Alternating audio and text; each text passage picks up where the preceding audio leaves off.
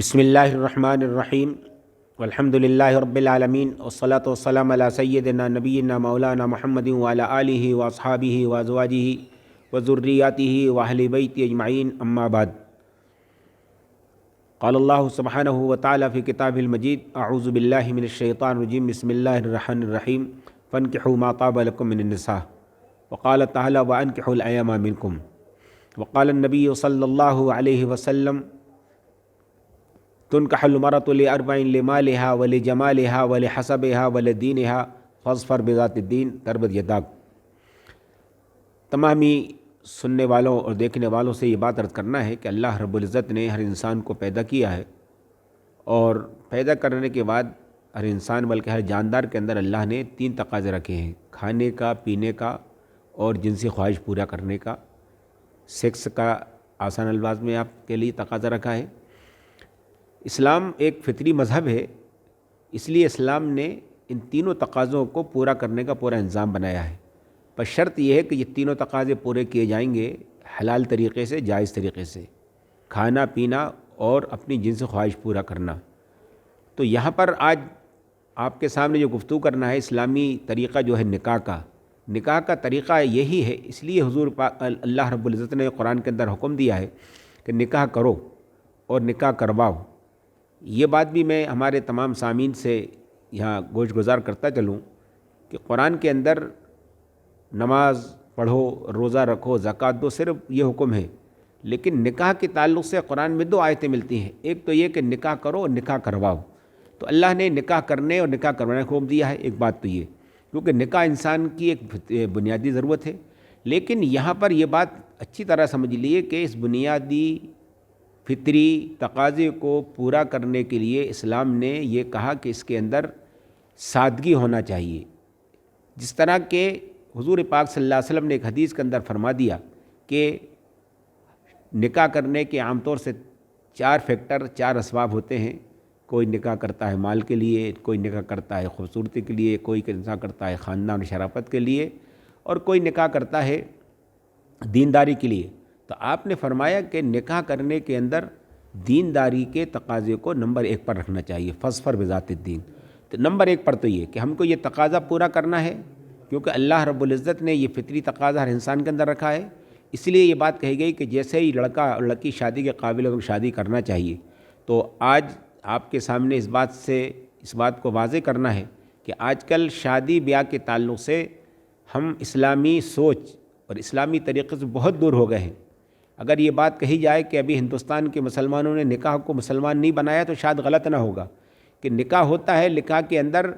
चंद काम सिर्फ इस्लामी तरीक़ों से, बाकी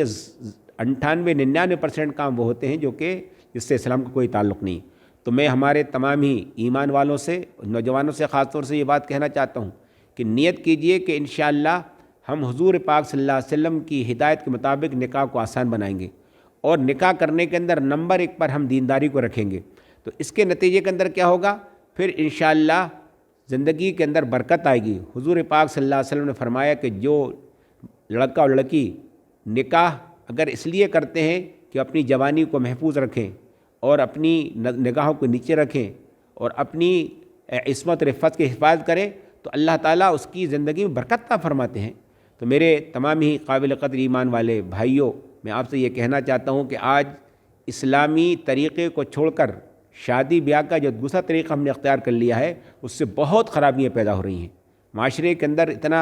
फ़साद आ चुका है और हम यह दारुल क़ज़ा के अंदर अल्लाह ने खिदमत का तकरीबन 32 साल से मौका दिया हुआ है। तो हम पूरी ज़िम्मेदारी से कह सकते हैं कि इस वक्त बहुत बड़ी ख़राबी जो माशरे के अंदर आई है वो निकाह इस्लामी तरीक़े पर ना होने की वजह से। तो आज हम तमाम ही हमारे ख़ास तौर से नौजवानों से ये बात हम अपील करना चाहते हैं, कहना चाहते हैं पुरज़ंदाज में कि हम मुसलमान हैं। हमने अल्लाह से एग्रीमेंट किया है कि अल्लाह हम आपको मानेंगे और आपकी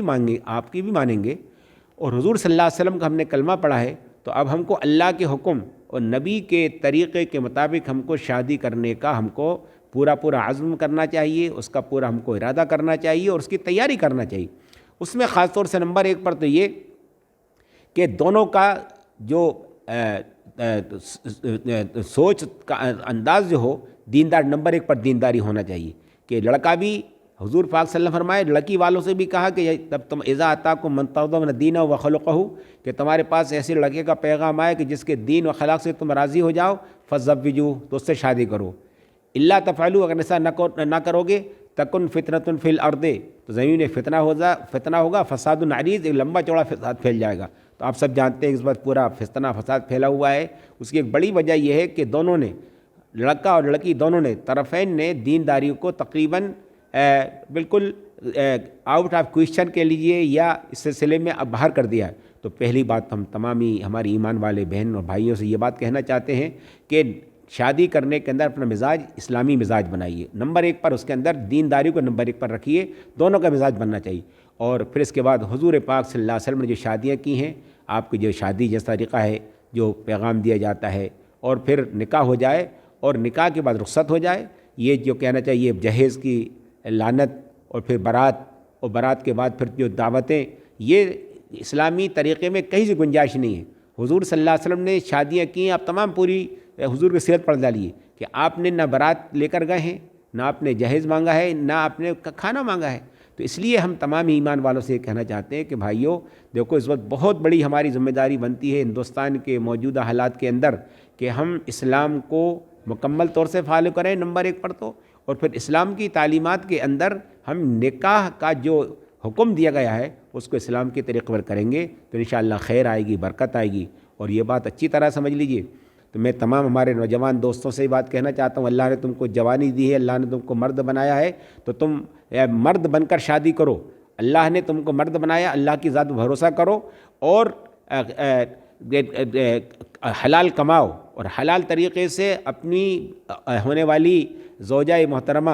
اپنی لائف پارٹنر کی تمام ضرورت کو پورا کرو، اللہ سے مانگو، تو پھر انشاءاللہ تمہاری زندگی برکت آئے گی۔ اور پھر انشاءاللہ جس دن ہمارے تمام ایمان والے نوجوان شادی اسلامی طریقے پر کرنا شروع کر دیں گے، جس کے اندر جہیز نہیں ہوگا، جس کے اندر برات نہیں ہوگی، جس کے اندر ڈیمانڈ نہیں ہوگی، حضور کے طریقے پر نکاح ہوگا، رخصت ہوگی اور ولیمہ ہوگا، تو پھر انشاءاللہ ایک بات تو یہ کہ زندگی میں برکت آئے گی، خیر آئے گی، عافیت آئے گی، اور پھر جو نسلیں آئیں گی، جو نسل وجود میں آئے گی، وہ ایسے مہان انسان ہوں گے، اولیاء کرام، بزرگان دین ہوں گے، جسے پوری انسانیت کا فائدہ ہوگا۔ لڑکی کے تعلق سے پیغمبر اسلام حضرت محمد مصطفیٰ صلی اللہ علیہ وسلم نے یہ ارشاد فرمایا ہے کہ اللہ نے دنیا کے اندر ایمان و تقوی کے بعد اگر نمبر 1 کی چیز رکھی ہے تو وہ نیک عورت ہے۔ تو ہم لڑکی والوں سے بھی یہ کہتے ہیں کہ لڑکی کی پیدائش پر ہرگز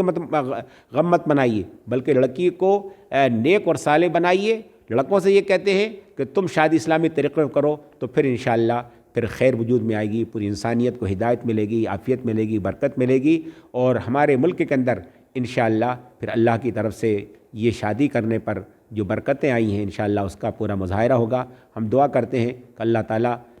آپ کے اس چینل کے ذریعے سے ہمارے نوجوان اس طرح متوجہ ہوں اور اسلامی طریقے پر شادی کرنے کا رواج ہمارے ملک کے اندر عام ہو جائے، تاکہ ہم دنیا کے اندر بھی کامیابی حاصل کریں اور آخرت میں بھی جب حضور پاک صلی اللہ علیہ وسلم کے سامنے پہنچیں تو ہم کو معلوم ہو جائے کہ ہم نے حضور کی سنت کے مطابق شادی کی تھی۔ اور یہ بات آخر میں کہہ کے بات ختم کرتا ہوں کہ حضور نے فرمایا کہ جو من احیا سنتی عند فساد امتی،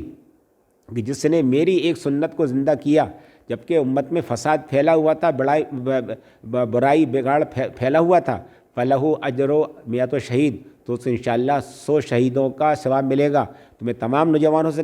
کہنا چاہتا ہوں کہ اللہ نے اتنا بڑا تم کو موقع دیا ہے، اس فتنہ فساد کے دور کے اندر تم حضور کی سنت کے مطابق شادی کرو کہ انشاءاللہ تم کو تمہاری دنیا بھی بنے گی، کل حشر میں حضور صلی اللہ علیہ وسلم کی شفاعت نصیب ہوگی، اور حضور صلی اللہ علیہ وسلم کے دست مبارک سے جام کوثر ملے گا۔ اللہ تعالی ہم سب کو سچا پکا مسلمان بنائے، اور خاص طور سے شادی اسلامی طریقے اور اسلامی سوچ اور اسلامی نہج پر کرنے کی توفیق عطا فرمائے۔ وآخر دعوانا الحمدللہ رب العالمین۔